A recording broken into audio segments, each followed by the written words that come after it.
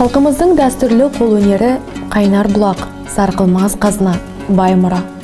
Бұл ұлттық санадағы сұлулыққа деген іңкәрліктен пайда болған эстетикалық талғам. Зерделі зергерлер әсем бұйымдарды дүниеге келіп, сұлулықтың санадағы бейнесін жасаған. Сол арқылы ұрпақты тәрбиелеп, көркем дүние меңгеріп, одан әрі жетілдіре берген. Бұл бұйымдар адам қажеттіліктерін өтеп қана қоймай, олардың өнер әлемі жайындағы көзқарасынан да хабар береді. Шынайы шеберлердің туындылары ғасырлар елегінен өтіп бізге жетті. Өміржек кеудеге тағылатын әшекей бұйым. Ол тек әшекейдің ғана емес, сондай-ақ бойтұмардың да рөлін атқарған. Әйелдерді тіл көзден, жамандықтан қорғаған. Біздің заманымызда өміржекті әсемдік бұйымы ретінде ғана емес, сондай-ақ бойды ұзартып, жіңішкендіріп көрсету үшін қолдана аласыз. Қазақ аруларының кербездігі мен нәзіктігін айқындататын өміржек қазақ ұлттық бұйымдарының бірі.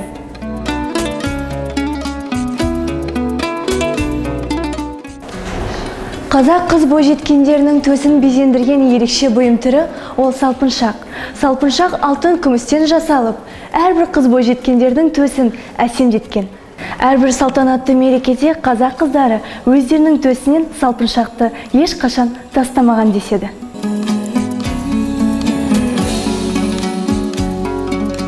Шашбау әйел сұлулығын паш ететін зергерлік бұйымдарының бірі. Шашбау қыз келіншектерінің шашына тағатын сәндік әшекей бұйым. Мұндай әйел ажарын аша түсетін, өрілген бұрымның ұшына тағылатын алтын күмістен қақталған шашбауларды түркі халықтары ежелден қолданып келген. Шашбау әйел шашының өсуіне ықпалын тигізеді, әрі оның сылдыры кері күштерді үркітіп, тіл көзден сақтау қасиетіне ие.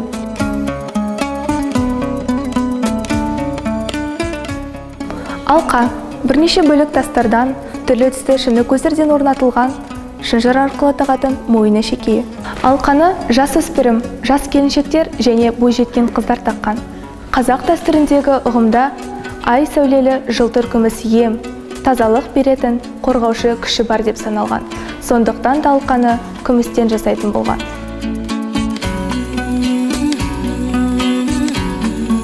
Шекелік. Сәнді салтанатты кештерде бойжеткен қыздардың ажарына көрік қосатын әшекей бұйымдардың бірі.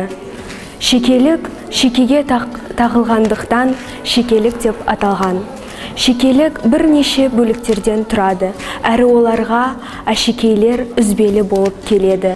Шекеліктің 3 түрі болады. Бұлар ширатпа, қозалы және шошақ.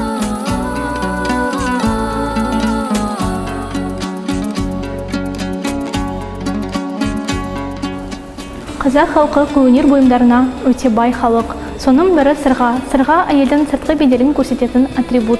Ол қыздың жас мөлшерін, сыртқы беделін және де өскен ортасын көрсеткен. Дәстүрге көз салсақ, құдалық кезінде жігіттің ата-аналары болашақ келіннің құлағына сырға салып, осы қыздың енді басы бос емес екендігін білдіреді.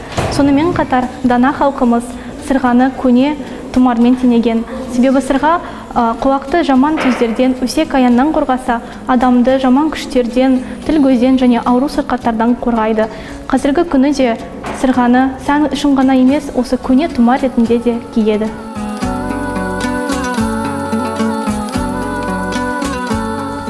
Білезік күмістен, алтыннан соғылып, қыздардың білегіне тағылады. Сұлуына қарай алтын білезік, күміс білезік, қима білезік, қос білезік және тағы басқа түрлері бар.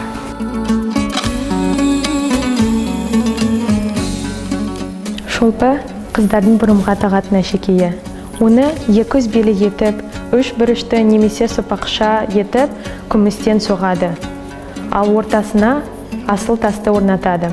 Оның төменгі жағында орналасқан тұмаршасына салпаншақтарды орналастырады. Ол болар арқылы бұрымға өріледі. Негізінен халық ертеде шаштың жанның жартысы шашта деп ойлаған. Сондықтан оны қорғау мақсатында оған шолпы таққан. Сонымен қоса қыздың жүрісі мен оның бойының тік ұстау мәнерін қалыптастырады деп ойлаған. Сондықтан осы шолпының маңызы қазақ халқының қыздары үшін өте маңызды.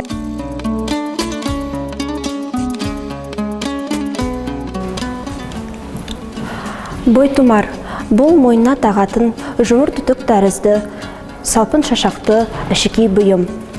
Бойтұмар металдан жасалып, түрлі асыл тастармен безендіріледі. Қазақтың басқа әшекей бұйымдар сияқты бойтұмардың да орны ерекше. Те ғасырларда қазақ қыздары бойтұмарды түрлі аурулардан көзден сақтану үшін киген.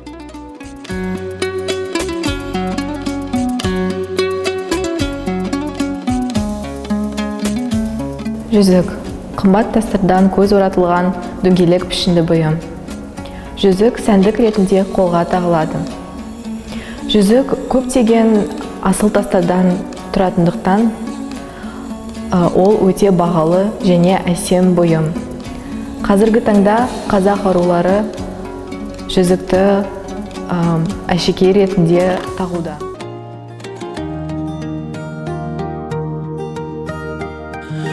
Өкілі кәмшат, бүрмелі көйлек, тұрғандай өзі, қимылсыз билеп. Шашын төгіліп жерге,